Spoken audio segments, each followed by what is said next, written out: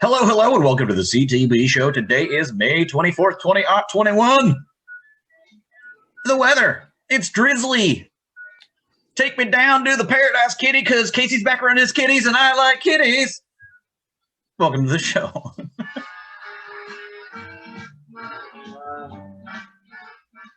My name is Evan the Mayor. That is Brian the Levy. I had one thing I was going to say, but now I feel like I have to say I also love pussies. And that is Casey the Cason. Hey, y'all. Let's promise in 10 years from today, we'll meet here and see what kind of people we've blossomed into. Oh, Casey, I like it. I forgot, Brian, you also have kitties as backgrounds. Damn it. I do. A jungle kitty. Towson Tigers. Casey, that's what we in the biz call foreshadowing. For next week. So, on today's program, we've got a guest coming in from the Baltimore Rock Opera Society. Great friends of this show, always has been, always will be. I anticipate wonderful things from their new production. It involves shadow puppets, and it sounds crazy in a good way. Robots. And robots. We'll be doing a lot of hot robot chat. Maybe that's the title of the episode. We'll see. But yeah. Lance will be joining us after shoutouts, and we will interview Lance, and we will discuss this show and bro stuff in general. In the meantime, we've got a couple of light topics to deal with. Since this is an interview show, we will be brief on the front portion. I have a well, it's been, guys. It's not good. It's a bad one. It's very super lame. I got put in Facebook jail for three days. Because 11 years ago, I posted a clip from the Cartoon Network show program Space Ghost Coast to Coast entitled Shambrain. I don't even remember posting the clip, but apparently Warner Media reported it, they removed it, and I was blocked from Facebook. Do you think Warner Media...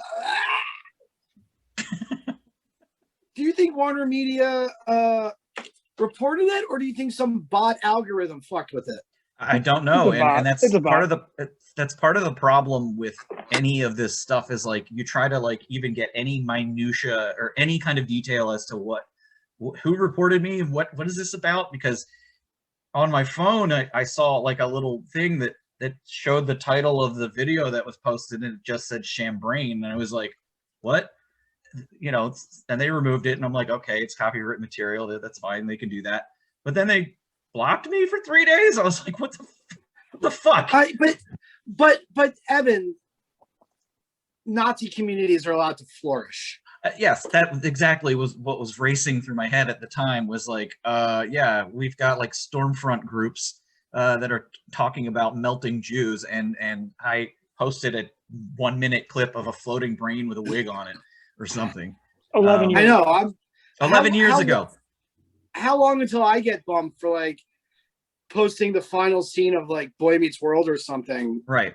Like, what was surprising to me is that there wasn't even like a warning. It was just, nah, you're blocked. You can't post anything for 3 days. I was like, I hope you learned your lesson, you fucking creep. Yeah, I know. Because usually, like, I think like Twitter, when you violate, like if you have a post that violates their terms of service, they give you an opportunity to delete it. Oh, yeah, I'm no, really this is just like deleted. that. How did you feel? No, how did you feel during those Trace days? Did you like feel good about being, free of Facebook? Yeah, there were a couple of well, first of all, it was over the weekend, so I don't do a lot of Facebooking on the weekend, but yeah, the other thing was like, you know what, fuck these guys, like, let's just get on Discord, we'll move the fam zone onto Discord, like the fam zone is legitimately the only reason I still have Facebook. No, yeah, for me, basically that too, other than plugging mobtownmeetsnext.me plug. Yeah, are you still doing that? It just totally sucks. Yeah, I'm doing it, but I like when I have time. I'm painting my steps, Brian. I for weeks now. Yes. I'll get to it. Shut up. Anyway, no, it just reminded me of how dumb Facebook is and how it's totally useless, and it's at this point a complete detriment to all of society, not just the United States. Yeah, I I hate Mark Zuckerberg. I hate the Winklevoss twins. I hate what they created. Wait, are they still involved? No, no, they are not. I never saw that movie, but I thought the whole thing was about how like Armie Hammer was pissed at Jesse Eisenberg. Yeah. Armie Hammer. That was it. But I think. Oh my God. Do you think Armie Hammer tried to eat Jesse Eisenberg on the set of that movie, and that's why they were angry at each other? Yeah. Well, especially when the CGI version of Armie Hammer tried to eat Jesse Eisenberg, he was very confused. So I deleted Twitter a couple of months ago, and like, I'm surprised at how often now. Apparently, I was used to being able just to check a tweet and then never like, you know, like at one point they'd be like, oh, this, you know, Selena Gomez said what? And I'd be like, oh, I gotta see. And now I can't see that shit anymore, and it does get a little annoying. So hey, are you a news aggregation site? Do me a favor and post a screenshot of that shit. Thanks. Well, I mean, Brian, you can just have a sock puppet account. You don't have to tweet. You can just look at other people's tweets.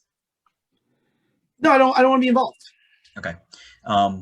Yeah, I had a fun tweet in the last day or two where I was at the grocery store and I found some red hot crab chips by Utz, which everyone loved it. Duff Goldman, he gave me mad props for posting it, sort of. He retweeted it, whatever. Way to feed yourself and go to the grocery store. You go, dude.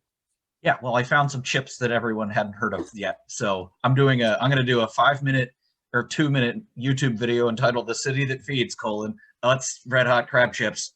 Ooh. Yeah. What if it's the city that feeds colons? That feeds colons? Nom. Yes. Okay. How does one feed a colon? Is that an enema? No, feeds colons, you know, to people. You know, it's a cookbook. Ah, gotcha. I gotcha. Wait, there's more space dust on this. Yeah, so whatever. That's my it's been. I got locked out of Facebook. Who cares? Whatever. Yeah, I ain't did shit. So I finished up my semester. Hey guys, 3 A's and a B, throwing a couple of minuses in there. You know, I got. Do you get to go to Pizza Hut? Like, do you get like a free personal pizza? Casey, I think that the dumbing down of America started with the end of Pizza Hut's Book It program. No, they're bringing it back, Brian. Are they? They are. I'll fucking crush it. all I'm doing is my Percy panties. Just bring them on. Like, oh, 5 more Star Trek books for a Percy panty. Yeah, they're doing it online. Like, there's a book tracker, and then you can like track your progress to your Percy panty. Percy panty is definitely the title of this episode. Is a peppy Percy panty. Percy panty. Is there an age limit? Because I could use a personal pizza. Guys, let's order some Percy panties. Percy panty. Baby Yodi, love a Percy panty. Oh, God. Okay, all right. We need to make this meme. All right, meme idea. Baby Yodi. With his little cup. Book It pin. Bookie penny. And say, Baby Yodi, love Percy panty. Yeah, I'll get right on it. I really will, actually. But I won't be able to disseminate it until either Book It comes back or Mandalorian season 2. Season 3. I'm saying there are ideas. There is Marilyn Monroe and getting her skirt blown up. There's Andy Warhol Campbell's can. There's Mark Rothko in Squares, and there's Baby Yodi love Percy panty. And is this the first CTB NFT? Ooh, it might be. Yes. Yes. No. So what I'll do? Casey is hard right now. I'll make the Baby Yodi Percy panty in the Warhol style, where it's 6 panels in different color. Dude, who's that guy who like fucking ripped off all the comic book artists? Is like, look at me, I'm an artist. I'll put some dots on this shit. Pay me millions of dollars. We should do one of those. Yeah. Did you see? Liechtenstein. Sorry. No, Casey, please. No, did you see that they turned the Charlie Bit My Finger video into an NFT, and they supposedly deleted it off of YouTube? Yeah. Yeah, but like, how many other places is it? On I want to know that, laptops but you don't... from the late 90s or whenever that came out. No, it had to have been mid 2000s. Sometime after 2005. Did you see how much the NFT sold for at auction? $760,000. And honestly, I don't want to besmirch Charlie Bit My Finger, but Baby Yodi Love Percy Panty is so much better. I think Baby Yodi Percy Panty NFT is going to sell for $3 million. What if it actually did? Diamond hands to the moon. That's all I'm saying. What would we do? First of all, what do you get? Ethereum for that? You don't get money. Right. Oh, guys, good news. We just got 9 million Shiba Inu coins. Yeah, right. Not Dogecoin. Undogecoin. No. Shiba Inu is its own thing. Oh, is it really? There's Shiba Inu, there's HODL, there's Hoj. Have you been talking to John or using? What? I think he's making these up. Oh, no. My buddies are into this shit. Why isn't there Baby Yodi coin? We can make it. Let's do it. Yeah. Casey, I'm going to put you in charge of doing that. Set up the blockchain and make the white paper. Hey, listen. If you want a Baby Yodi coin, Venmo me or Cash App. Right. $50. You know what we could just do is like get a 3D printer and make our own Baby Yodi coins. What if I told you that I have Record Town gift certificate coins, and I'll just give them to you. Do you not? Oh, is that too obscure? Fuck, I blew it. Good one. Is that a local reference? No, Record Town was in Owings Mills Mall, and their gift certificates were fucking coins. Oh. Hey, listen, if you remember Record Town, comment down below, hit that like or subscribe, tell your friends, post it to Instagram. Take out a blackjack, hit yourself in the teeth with it, then hit that subscribe button. Don't hurt yourself for the sake of us. But if you do, video it, mail it in, and we will open those submissions, unlike ridiculousness on MTV. So before we go to shout-outs, I would like to note that our subscriber number on YouTube right now is very nice. Nice? Nice. Is it 13? No, that's not right. It's 69,420. No, I'm just kidding. It's 69,420 people. That'd be pretty nice. That'd be pretty nice and chill. It would be. All right. So what we're going to do is we're going to take a little break, do some shout outs, then we're going to come back and we're going to talk about a very special experience that Casey had after our interview. Since I did say that, it is now time to celebrate the internet sensation sweeping the nation. It's time for shout outs.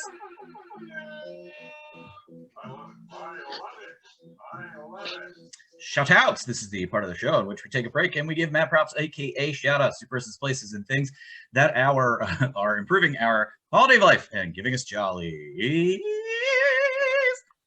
This is my jolliest song. Casey, what? I just solved our little copyright problem. Oh, we just rip off the Conan O'Brien segment where they would do real music, but then do it like in the local, like the sound-alike version. Okay. Like with the lounge singer. Oh yeah. We could get Richard Cheese on it. Yes. In the year 2001. Well, actually, what I did last time was when we did shut-ups, I just reversed the music. You can't notice. It's like nice. Unnoticeable. Anyway, Casey, do we have anything from our internet Facebook group? Which Liz G says, shout out to the vaccination lottery. If a chance to win 40 grand gets people off the fence, fuck it, I'm in. Okay. The best part about this is it's funded by the lottery system, not by tax money. That's true. And then I thought I heard that it came out of the state's marketing budget. The article I was reading said it was funded by the lottery system. Okay. Vaccine lottery. It could be you. Hey, I mean, statistically speaking, your chances of winning this lottery are much higher than the actual lottery. I know. I want to watch some Maryland lottery commercials, so let's speed this up. Okay, great. Hannah says, "Shout out to colleagues who actually respect your out-of-office response." Oh, boring. And my personal shout out is to going out and doing things. Yeah. Okay. Very bold statement there. My shout out this week, even bolder statement, is to gardening. Woo, I enjoy it. Just so relaxing. Even if you're out there in the hot sun getting a little sweaty, you're growing, you're creating life out of the dirt. Brian, what do you got? Hey, mine is shout out to actor Harris Yulin. I'm not sure if he's alive or dead. He's best known as that judge from Ghostbusters 2. You know, the one, the Scolari brothers. I gave him the chair. You know, that guy. Sure. I was watching an episode of Star Trek Deep Space Nine today where he played a Cardassian, and it was like really good. So shout out to you, actor Harris Yulin, alive or dead. Did he play Kim or Chloe? Which one did he play on Deep Space Nine? Yeah, he actually played Brody. Brody Jenner. Okay. So we know where Brody will be in several thousand years. They stole my jewelry. It's me, Kim Kardashian, played by Harris Yulin. All right, that has been shout outs.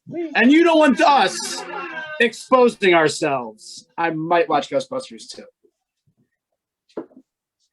Very good. All right, we are going to cut to an ad, and then we're going to come back with our interview with the Baltimore Rock Opera Society representative named Lance. Stay tuned!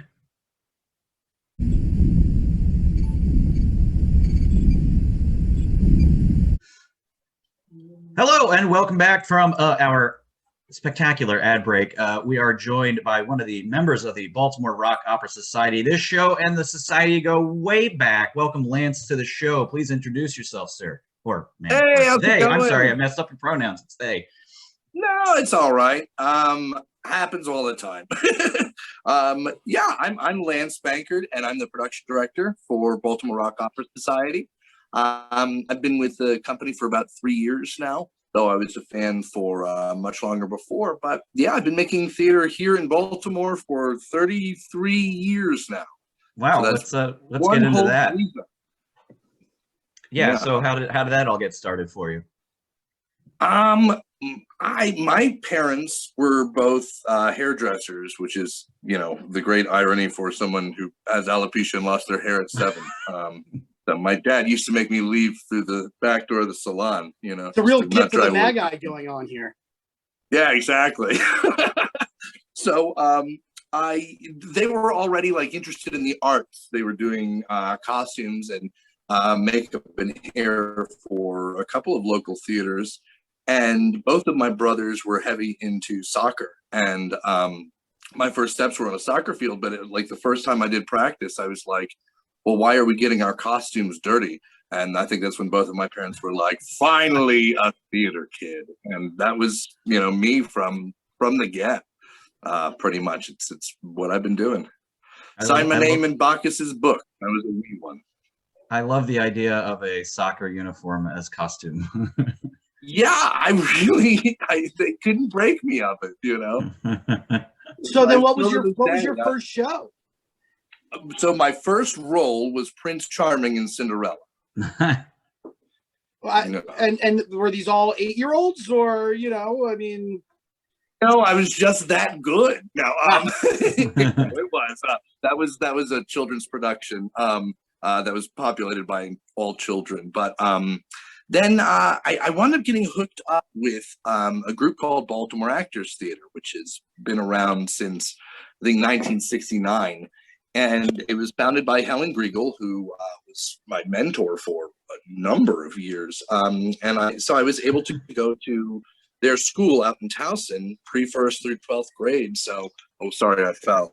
And I was lost in the moment. No, it's like the top of a thumb, you know, at the bottom of the screen. It's great. I was able to like pursue it at a young age, pre-first through 12th grade, 13 years.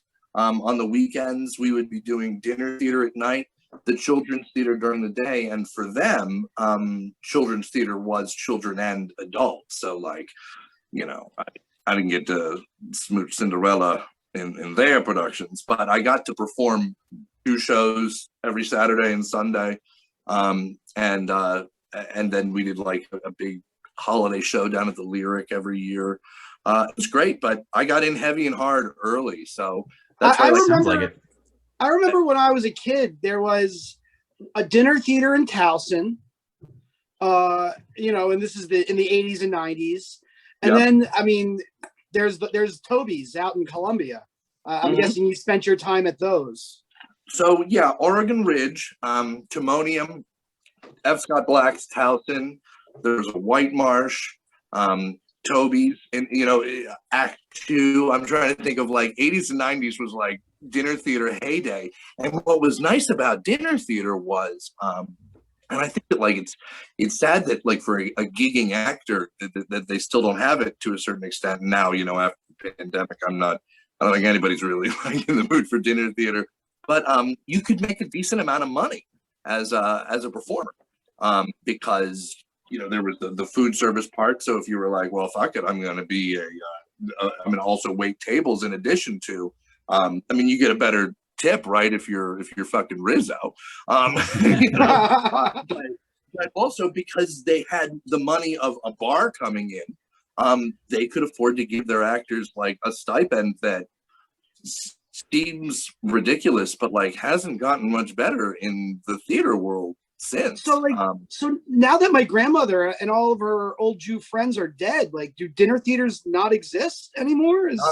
Not really. It's interesting. I was working at one about 5 years ago, and people would always be like, "You're working at a dinner theater? Where?" And the reason they were still up and running was that they had a deal with like a few nursing homes, and so they would just bus in an entire audience who fucking loved it, you know, and then that was how they stayed afloat for a while. Now Toby's still does exist, and Toby's does great business, and you know, pays people to perform. But it would be great if there was you know, more of those kind of opportunities around. Sounds like something that the Baltimore Rock Opera Society should crowdfund or something like that. I'll get we can get a grill. I'll do right. And a rock opera. That sounds pretty good. Yeah. This is a perfect segue to talk about Bro's new show, which you wrote, right? Well, I didn't write it. The beauty of being involved with Bros for me is that I get like a lot of times I wind up like leading a project, and the great thing about Bros is that it's all community and volunteer based, and it's from this community that we get our pitch ideas, and then we get our writers and our composers. And so I get to do like a precious, wonderful thing that very few people really get to do, and just like watch all of this happen and try to like say the fuck out of the way and not like screw it up in any way, and see what's speaking to the different artists who are making it and help bring that to life. And it's like it's really, really beautiful and totally insane. So for this show, for example, we've got 3 different pieces that were pitched by 3 different members of the community. Justin McAllister, who has worked tech and audio for us before. Katie Rouse, who has been a long time relationship with the company in varying roles. And then we have like this team of people that's really international. One guy's in Sweden, another guy's in the Midwest, somebody else is on the West Coast. And they for a while have been kicking this idea about sentient assembly line robots, and finally it was like, oh shit, this is how that works. And so then these 3 people we gave the green light to, and they started to assemble a team. Now for that Robots one, they had a little bit more robust idea of, okay, this is who we're going to work with. Swedish dude's going to do the music. These people are doing design. But for the other two shows, they wound up shaking out more like how we would classically do one of our big tentpole productions, which is to say, all right, you know, Evan, your pitch chosen. We're going to go with it. How do you want to work on it? Do you want to write? Do you want to compose? Do you want to design the monsters? You know, we've got Love and Roars coming down the pipe, and Chris Ruther pitched it, and we said, you know, what do you want to do? And he was like, I want to make my big kaiju. That's the whole reason I pitched this thing. You know, we're like, okay. So you kind of get to pick where you fit in. In some cases, you know, like Katie Rouse was like, you know, this is the time that I could give you. I'll work with these writers, but then I'll see you at the shows, which is its own like weird, fun, wonderful relationship. Oh, so people can just sell ideas. They, you know, you're not necessarily even selling a show. You're selling an elevator pitch almost. Yeah, it's a pitch. It's truly like our pitch process is we have a big party. Last one was at the Crown, and people come up and are like, all right, you know, here's my idea. You know, it's the epic story of Lance and the journey of getting the giant golden magic bong.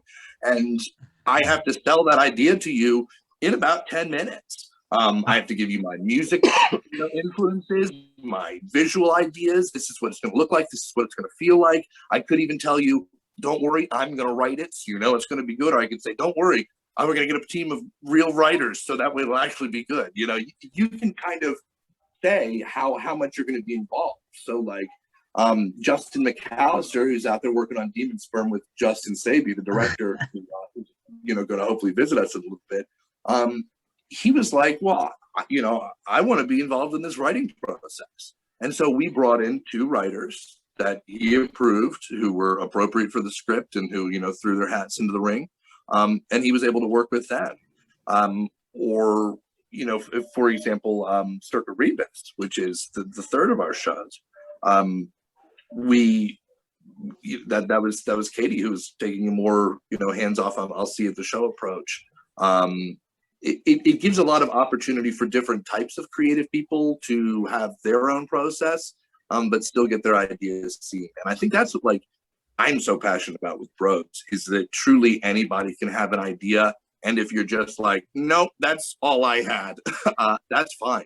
And there's one of the interesting things about City That Breeds is that we are a rom-com generator. You know, you give us two people, we will tell you how they can fall in love.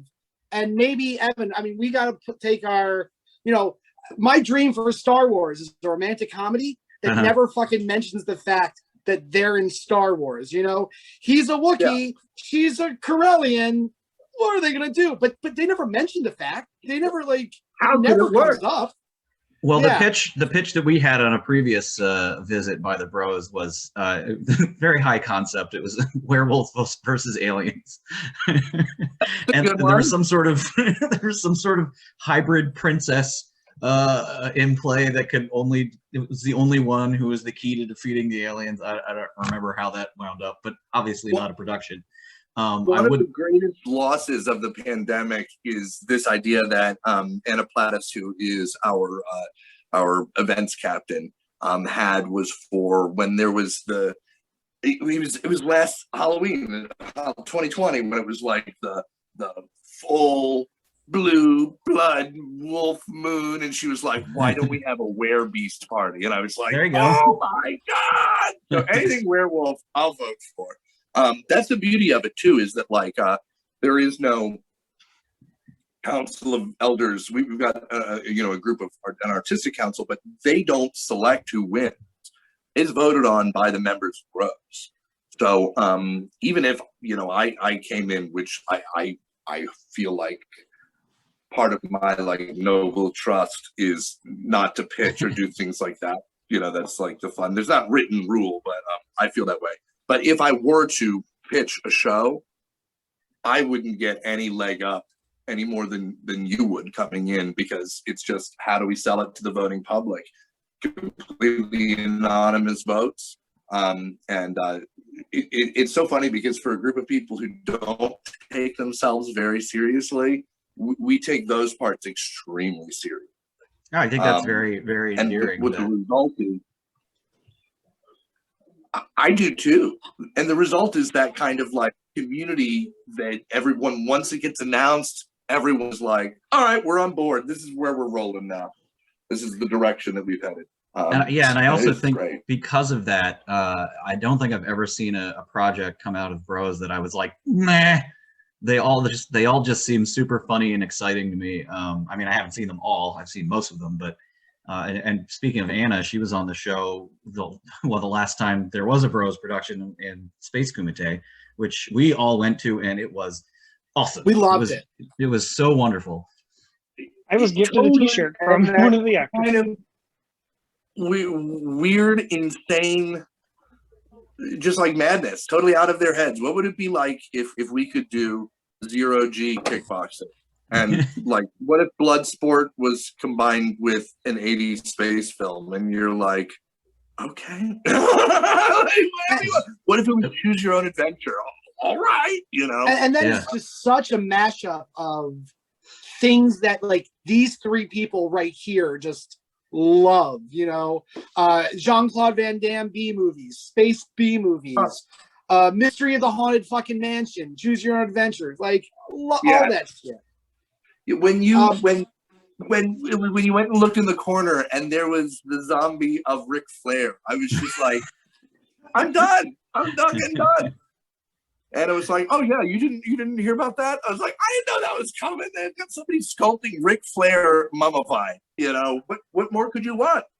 So while I was prepping for this show, sorry, I actually was just image searching for Space Kumite, and I saw that there is a Space Kumite video game on Newgrounds. Were you aware of this? No. It might have just been a fake screenshot or something, but it was definitely like an 8-bit, 16-bit, you know, that you had the hypercube or the hyperhedron or whatever it was called, and two people, you know, fighting in it. So yeah, and spread the word. I don't know who made it or how it got there, but wow. Well, I'll definitely get to the bottom of that. Well, I love it. I hope it came out of our people. If not, I hope it came out from somebody who watched it and was just like, I have a mission now. So I definitely want to sell people though on this show that you guys have coming up. It starts what, May 26th? Does it start on Wednesday? No, that's Friday. Starts on Friday. Yeah, we open Friday, Saturday, Sunday. So the 28th, 29th, and 30th of May, and then the 4th, 5th, and 6th of June. And then that's when we'll close. You know, weather permitting. I just came from the site right now. It's the Meadow downtown, which is amazing. You know, they were projecting our giant screens, 2 giant screens onto the side of the giant building, and everyone's able to sit in the park. Wait, what is the Meadow? Mask. What is it? Is the Meadow the hole? No, that's the pit. No. One day, hopefully, if we're good enough, we'll get to play the pit. The Meadow's like Lexington between Clay and Saratoga. Okay. And butts right up against Catholic Relief Services, and it is just a giant park with like pergolas and a lot of room is what we were looking for, something outdoors, because you know we're ready. We were ready to do Glitterous Dragon Rising, which will be our next full main stage production. Glitterous? And of course, you know, Glitterous, yeah. We're trying to get away from the phallic rock opera, and now we're doing Glitterous Dragon Rising. Yeah. Yes. Assuming you know, everybody can find it. They better be able to. It's a myth. It's a myth. That gets addressed in this wonderful wild show that we are so ready to do. But the show every cishet man needs to see. Yeah, exactly. Yeah, if you can get to the door. But we put the brakes on that, and we were like, well, what do we do? What do we do? We enter a dormant phase?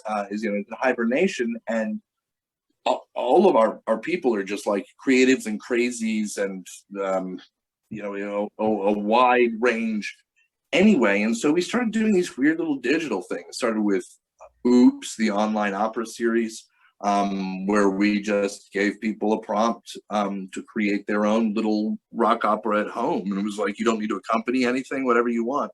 And it was ridiculous and sublime, and really neat to see what people came up with.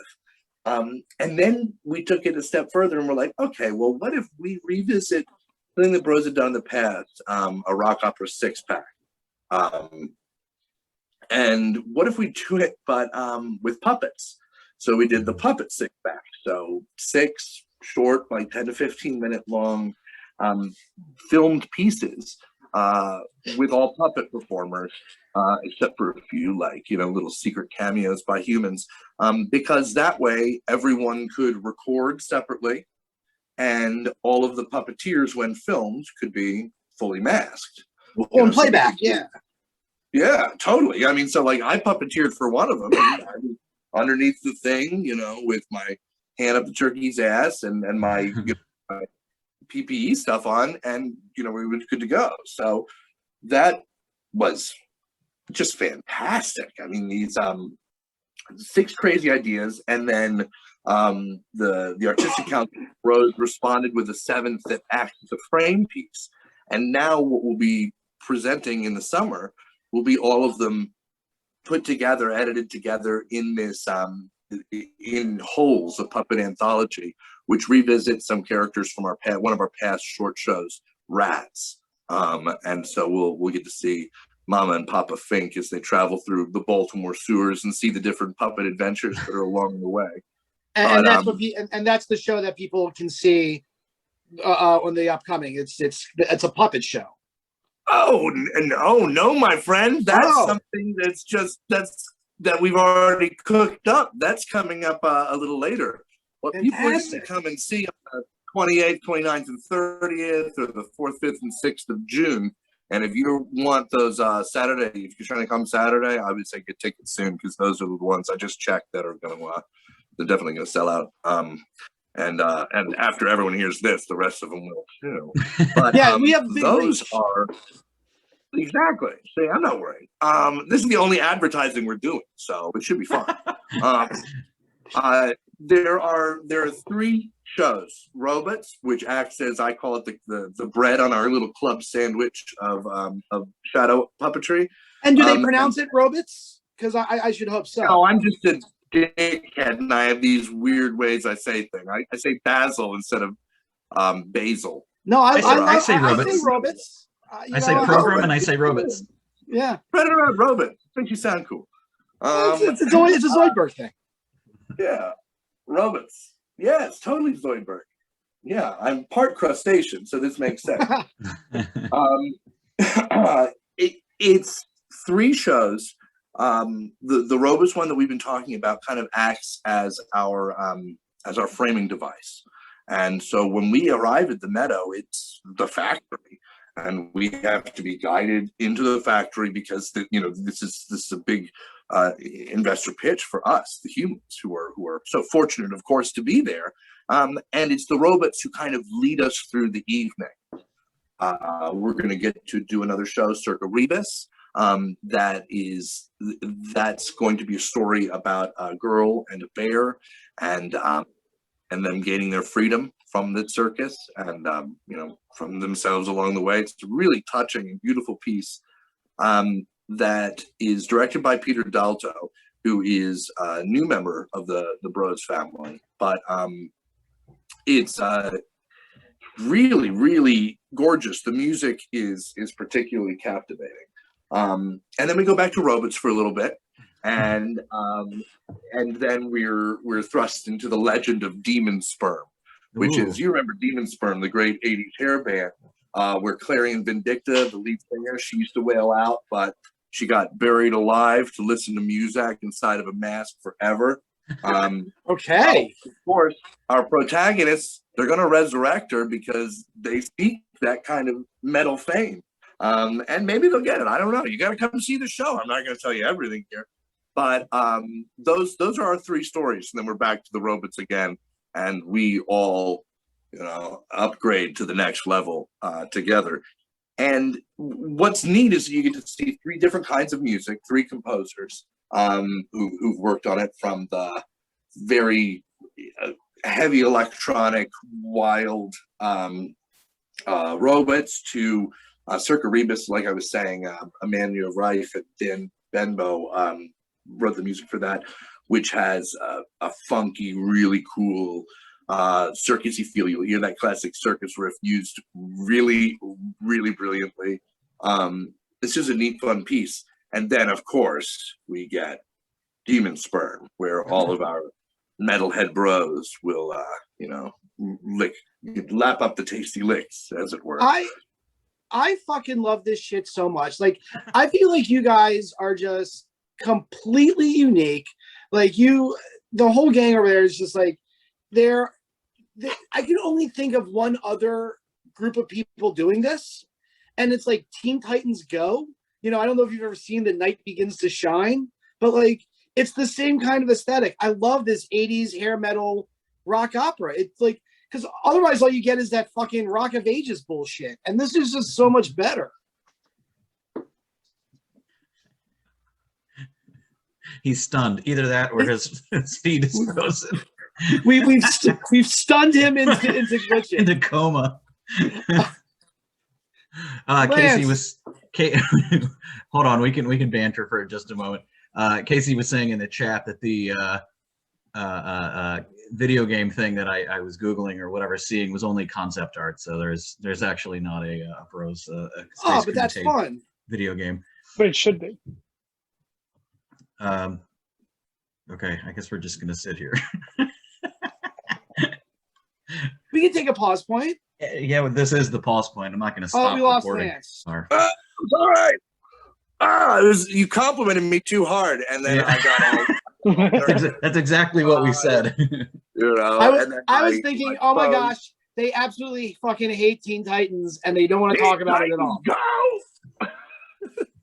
No, that's awesome. Thank you. I mean, I could not agree more, and that's why, like, truly, when the opportunity came up, like, I sought Bros hard. I was like, look, please, because. And I think it's just because, like, doing it for a long time, and like I said, there's only so many times you can play Oklahoma to a crowd of like octogenarians before you're like, there must be something more, Cabaret. They'll watch that shit constantly. Yeah, I mean, hey, don't get me wrong, it's fun. I will do. I think anything is fun. I'm one of those like people who I'll go like watch a dance concert, and they're like, oh my God, I'm so sorry, we have to go see my son in a dance concert. I'm like, that sounds fun as shit. Kids are ridiculous. I have a good time no matter what. And what knocks it out of the park for me with the Bros show is that I feel like everyone in the room is having fun. And I don't ever get the sense that, like, sometimes you're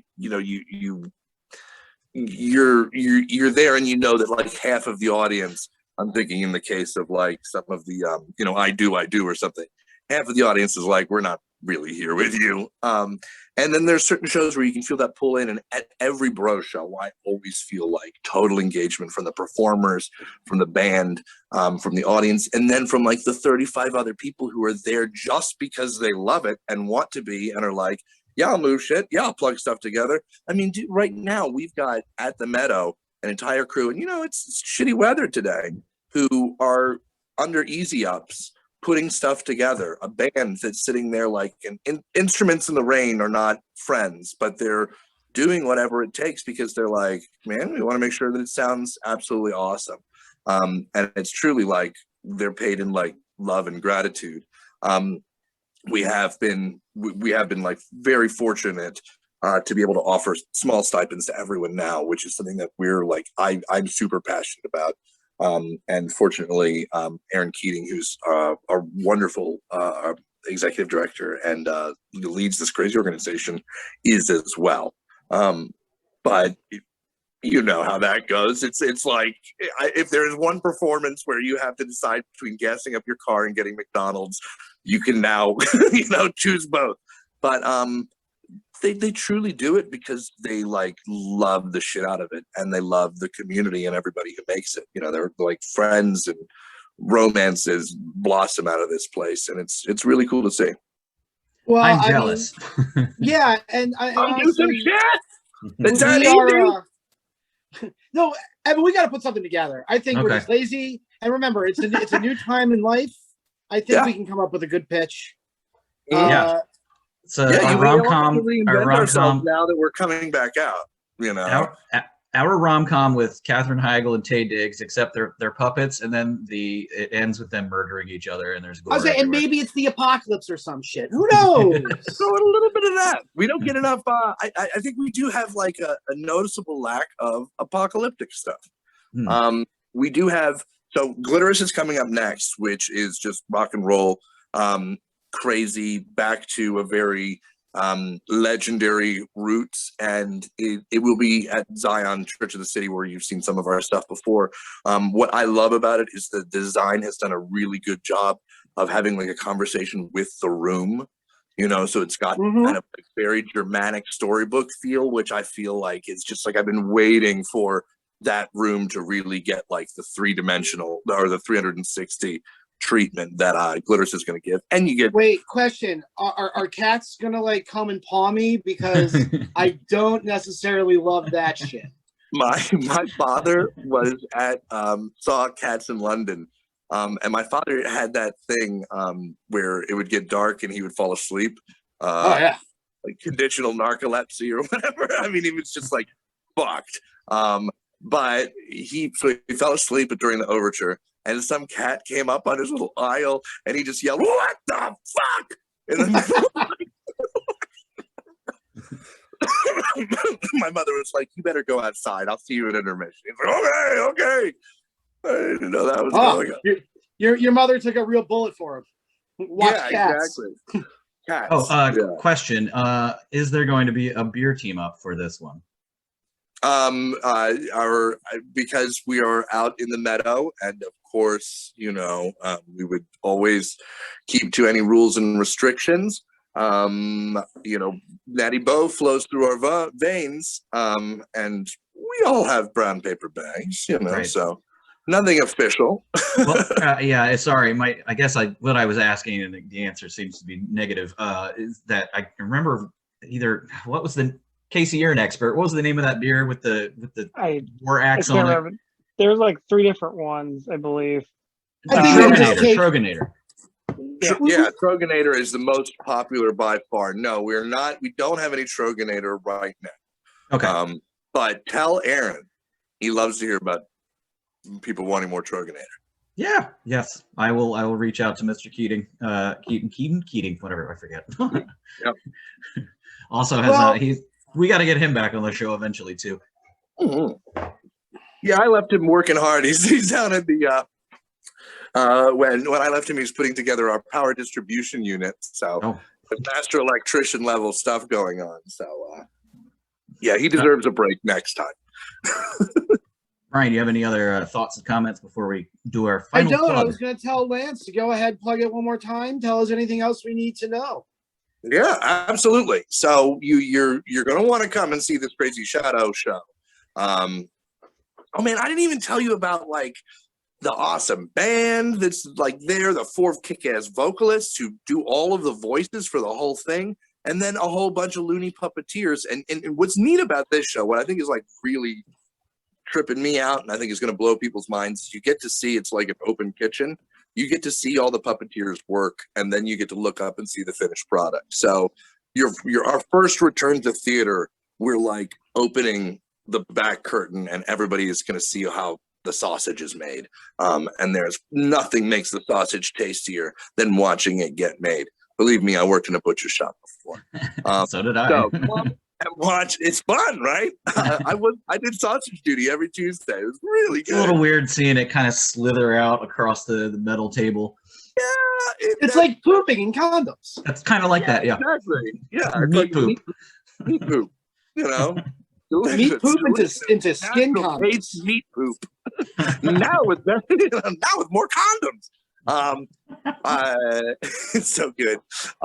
So you should come and see us make meat poop at the Meadow downtown, live on stage, projected onto the old Stewart's building, which is now Catholic Relief Services.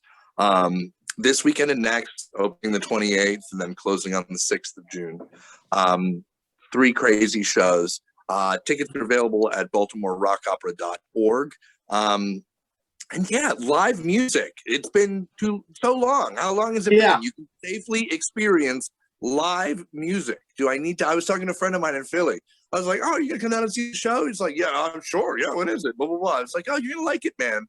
It's cool. The band is great. He was like, oh, it's got music? Yeah. I was like, well, what the fuck did you think I was inviting you to? He's like, I don't care, man. I'll come to anything. It's interesting, though, because I feel like people who are really into vaccinations, people who are anti-authority enough to not be into vaccinations, I feel like Bros really hits that Venn diagram just a little bit. Our center, I don't know what that says about us, but maybe. Oh wait, final question, logistics wise, is it BYO chair or are there going to be chairs? There is limited chairage, but so I would BYO if you've got one of those little camping chairs or a blanket, definitely bring it. Nice. What? So tickets are what, $20? Yep, $20, right. And you can get a little upgrade that's like a little fun bag, so that when the robots tell you, you can put on a little accoutrement, these like really cool 3D printed like rock horns and sweet little telephones and things. So it's worth getting. I mean, look, it's your first time out in a while. Get it, you'll have fun. Sounds awesome. I'm Scottish and Polish, so I'm cheap as shit. I get it. That said something. I'm a Welshman, so I feel your genetics. Yeah. No, you just don't pay up your gambling debts. Don't say that on the podcast. Sorry. Yeah. Oh, he Welsh on the deal. Oh. All right, thank you very much for being here. BaltimoreRockOpera.org. Buy your tickets right now. Do it. All right, we will see you at the show. Sounds good. I'll see you there. Have a good one, everybody. Thanks a lot. Yeah.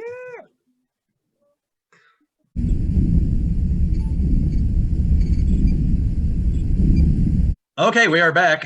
Thank you very much to the Baltimore Rock Opera Society for discussing this new production with us. Can't wait to go. Definitely going to go. I think, Brian, are we doing a ticket giveaway for this thing? I think we forgot to mention that. We are, and I will assume I will have all of those details ironed out and on the Fam Zone before this episode airs. Good stuff. All right, moving right along. Casey, you went through a very transformational experience over the past weekend. Please tell us about it. I did. I saw for the first time, the 1986 masterpiece, Highlander, the movie. This is an excellent follow-up to a bro segment. I mean, Highlander, I would watch because Queen did all the music. I would watch an actual Highlander. Who wants to live forever if love must die? A Highlander musical will be great. Casey, what do you think of the movie? Tell us all about Highlander, the motion picture. It was ridiculous. Right off from the jump, you have a gentleman, like he looks like he could have been in The Kingsman, and he just like straight up jumps Connor McLeod and in the middle of a parking lot. Yeah, in the middle of a parking lot. And then it just gets crazier from there. And it was truly embraced like all the ideals of the 80s, I feel like. My favorite image of that movie is Christopher Lambert, which pronunciation I'm stealing for How Did This Get Made? Yes. Christopher Lambert in high-waisted acid wash mom jeans with white sneakers and a trench coat and whatever his I don't remember what the shirt was, but because the trench coat gets in the way, having a fucking sword fight. I love that movie so much. How did you feel about who's it, Clancy Brown? Does he play the Kurgan? Is that who that is?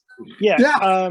I know he's in a bunch of stuff, but I couldn't remember for the life of me what other movies he's been in, and that was just weird.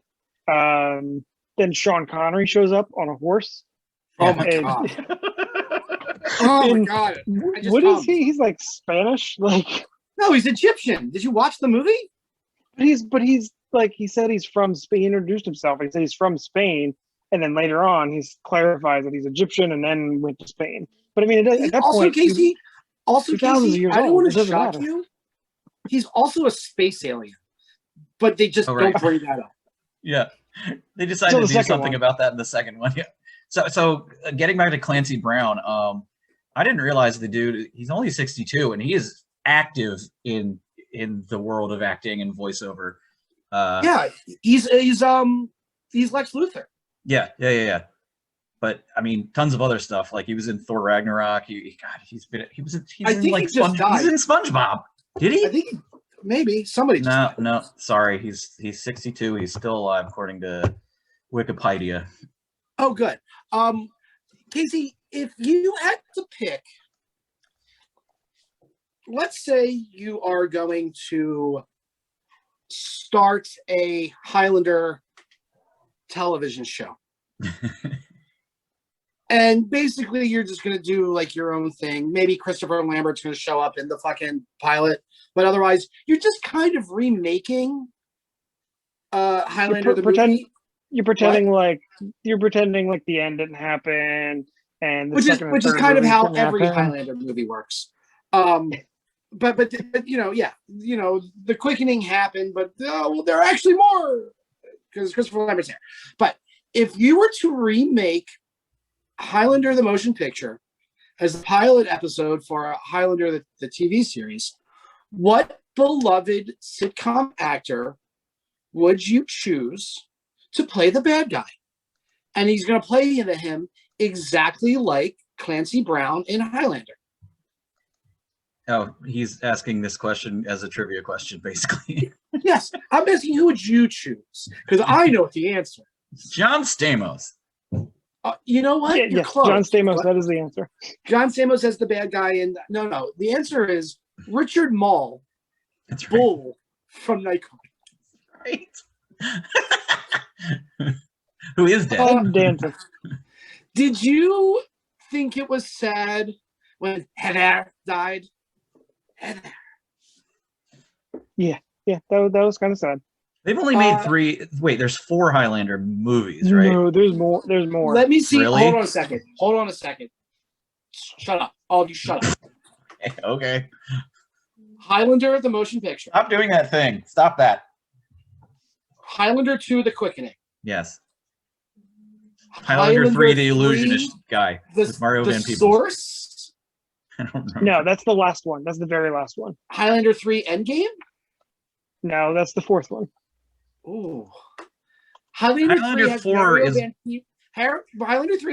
Van Peebles in it. Yeah, he's like frozen in ice. The final dimension. And then the source, and then Highlander Endgame. Endgame and then the source. And everybody knows that Highlander Endgame is the one where Robert Downey Jr. is the last Highlander living. And he takes the Highlander sword and he snaps it, and then all of the other Highlanders turn into ash. Casey, do you plan on watching any of the other Highlanders? I'm gonna have to at least watch the series. I didn't realize how much. I remember watching bits and pieces of it when I was young. Like I know that was a show that my mom watched. And I was just gonna say, the thing about Highlander the series is that for 90s moms, it was like they would watch Femme Nikita to get like all feel like badass about themselves on USA Network, and then they would watch Highlander the series to like flick their beans. Or at least that's what my mom did. Well, thank you for that. I'm pretty sure I don't know why she made me stay in the room for that. You know, I have to say, Highlander is a perfect, like, 300 plus episode anime series possibility. I could see anime. Yeah, I could see it being a very long series. Here's where your ignorance must be embarrassing for you. Okay. Because there actually is Highlander the animated series. Okay. How many episodes? I think it was like 24. It was on No, I'm talking 300 plus. Oh yeah, fuck you, One Piece. Here comes Highlander the anime. So did you hear the news? Yes, that they are rebooting Highlander, and Henry Cavill, Superman himself, is going to be. Have you ever seen The Man from U.N.C.L.E.? Yes, a very great movie. I've decided that maybe I like Henry Cavill.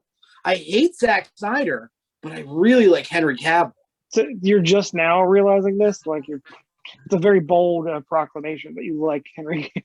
Yeah, it took me a while. I didn't see Man from U.N.C.L.E. until this year. All right, Brian, there was a Highlander anime film that came out in 2007. It's 85 minutes long. It is not a series. There's also there's a cartoon. Yeah. Highlander: The Search for Vengeance is the movie I'm looking at. Okay, I'm talking about Highlander the animated series. It took place in a world. It took place in a world that, like, after the Quickening, it was like in the future, but also the post-apocalypse. And like Sean Connery's character had come back to life, and he had to like take a young, like, I don't know, like, you know, buttfuck McLeod around McLeod around to teach him how to be a Highlander. Is this one of those instances in which the film is the same title as the show? Because all I'm seeing is Search for Vengeance. Nothing about the series. What did you? I think it might be Highlander. I think it's Highlander the animated series. Okay. Thank you, Casey. How many episodes, Casey? 40. 2 seasons, 40 episodes. No, I was thinking, 300 plus. We start back in the, feudal days. I feel like it ran with the Mortal Kombat cartoon. Oh, I don't know. This is where you being 65 years old really gets in the way of things. Whatever. I don't fucking care. Get my SSI. Did it make you angry? Did make me a little angry, Brian. Yeah. Made me a little venti, Casey. That's 20. Yeah, made me a little pissed offy, lol, Meltzer. Makes me want to go right ahead and tell everyone to shut up.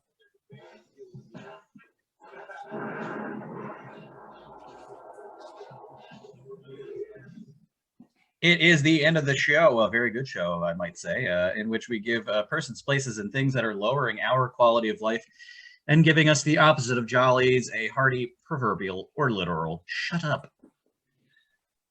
Casey, what do you got? From the fan zone, Liz G says, "Oh, and shut up to my front driver's side wheel for making mysterious noises a week before we planned road trip." Ew. Yeah, that's sounds expensive. Mm-hmm. And Evan, you said shut up to Zucker jail. Yeah, that's my shut up. Fuck you. Yeah. My personal shut up is the day that we decide to go on a family outing, go to the B&O Museum for Thomas's big day out. It is the hottest day of the year so far, yeah. And very, very close to the record high for today, like ever. Right, and today it was 59. I have to say, I hate shut upping the weather, but today sucked. Yeah, that was gonna be my shut up. Chilly and raining when it was swelteringly hot yesterday. Maryland weather, am I right? Ugh. Well, is that it? Is that all we got? That is it. Jesus H. Christ. All right, that is shut ups. Oh, shut up to professors who grade hard. Hey. Hey. I hate homework. Hey, Dean. Dean, that crusty old Dean. Do we need to make a bra bomb, Brian? No, but I seriously, like, if you would like to hear me complain about my sociology professor, please buy me a drink. I'll do it. No. Well, you know, not gonna do it. You have no choice. You're going to hear about it eventually. Nagada. All right, this has been episode 363 of the CTB Show. Thank you to our ad sponsor and the Baltimore Rock Opera Society for being on today. Thank you very much for being a fan. Thank you very much for being a friend. Have a great day and a better tomorrow.